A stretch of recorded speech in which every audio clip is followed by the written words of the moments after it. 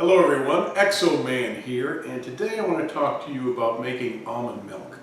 I was shocked recently when I bought some almond milk, and I got suspicious because I've never really thought that almond milk that I buy in the store tastes anything like almonds, at least not to me. That's not been my experience. So what I learned when I got curious and suspicious is that store-bought almond milk is typically around 2% almond, and I like to make something along the lines of 25 to 30%, so I'm going to show you how I do that now. It's a very simple process, and it will give you a much more quality and concentrated almond juice. So what I like to do is take a cup of almonds,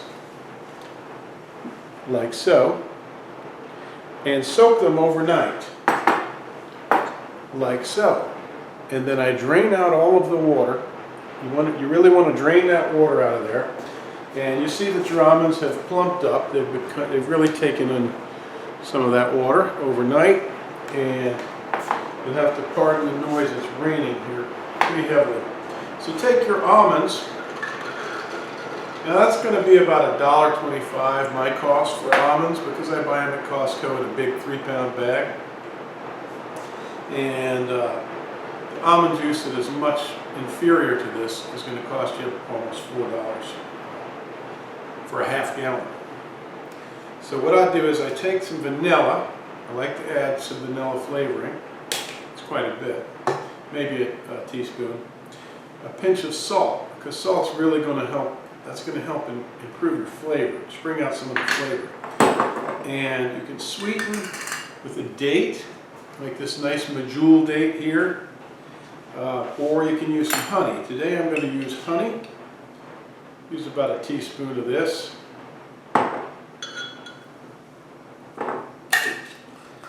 And now you can use 2 to 4 cups of water to make your almond milk with your 1 cup of almonds.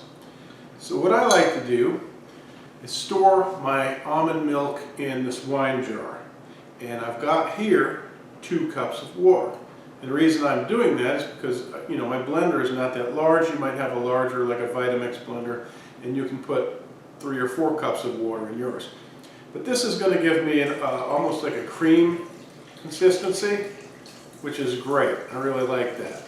And I can add water to it if I like, but I'll give myself more of a concentrate to start with, and that will be fine for me.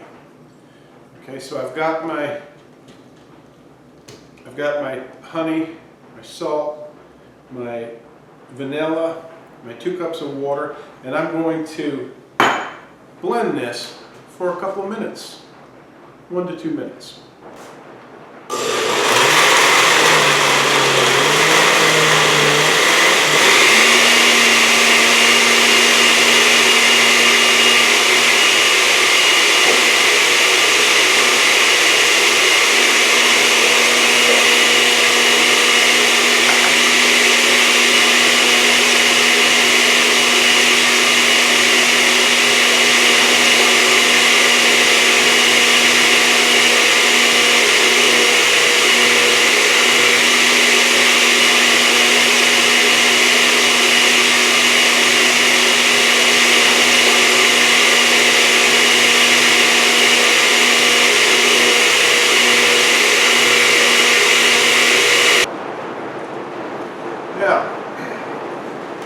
Now that the almond milk is blended up, strain it. So you just want to strain it through a cheesecloth and a strainer.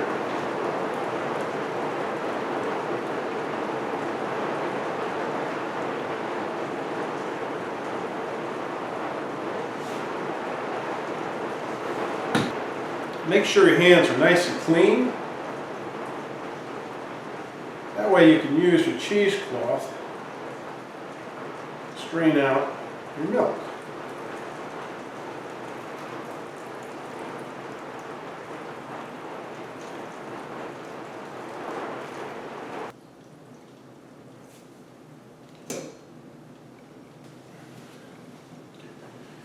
Now,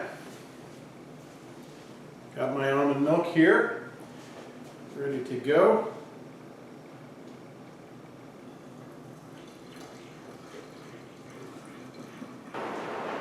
For a fraction of the cost, I've got a nice, delicious, higher concentrate almond milk.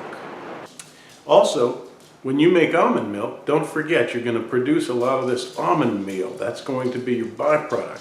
Don't forget to freeze it and save it. It's wonderful for uses like topping fish and other dishes. You can make a nice almond date bread, different cakes, things like that. So you're going to want to hang on to that. But I like to stick it in the freezer. So there you go. And it's just that simple.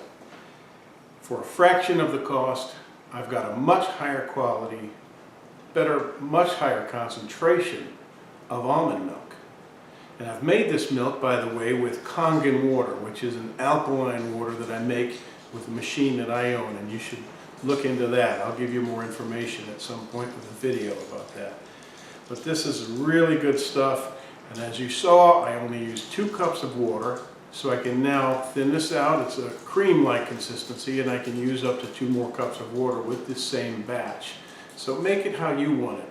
Adjust your recipes to your taste. But I would recommend things like a little bit of salt, maybe some vanilla. I really like those flavors, and a touch of honey. But I hope you enjoyed, and thank you for watching, everyone.